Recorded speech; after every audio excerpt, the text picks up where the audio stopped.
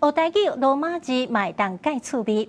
中华台语文化区举办台语罗马字课程，邀请台语路协会来教课，用这耍牌仔的方式来互动，互民众哪耍哪学台语的罗马字。希望透过课程，互民众理解，一个语言除了听甲讲，嘛爱有读甲写的能力，才会当正常发展落去。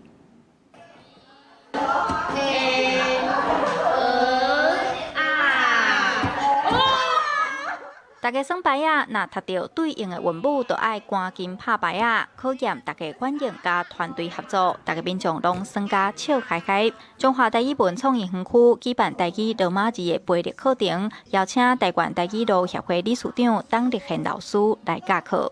老师和阮耍牌仔，用罗马拼音的方式，让我练习罗马字。毋是一般就是用写的，也就用耍的，用牌仔耍。我感觉就较趣味。我嘛是因为囡仔，我甲家己家去学台语，真几感觉知影台语甲台文是无共款的。嘿，我感觉台文是一个佫水开的字。有不少对台语有兴趣的学生来报名，嘛有妈妈特别来学罗马字，想要回去教囡仔。台语路协会表示，希望透过罗马字培力课程，先互民众理解所有语言拢是平等的。除了听甲讲，一个语言要正常发展，嘛爱有读甲写的能力。过去的这个国语运动的关系，大家对台语的印象拢是较负面的，所以第一就是爱先知影讲，所有的语言拢是平等的，而且若是听甲讲，读甲写嘛是一个语言正常的发展应该有的。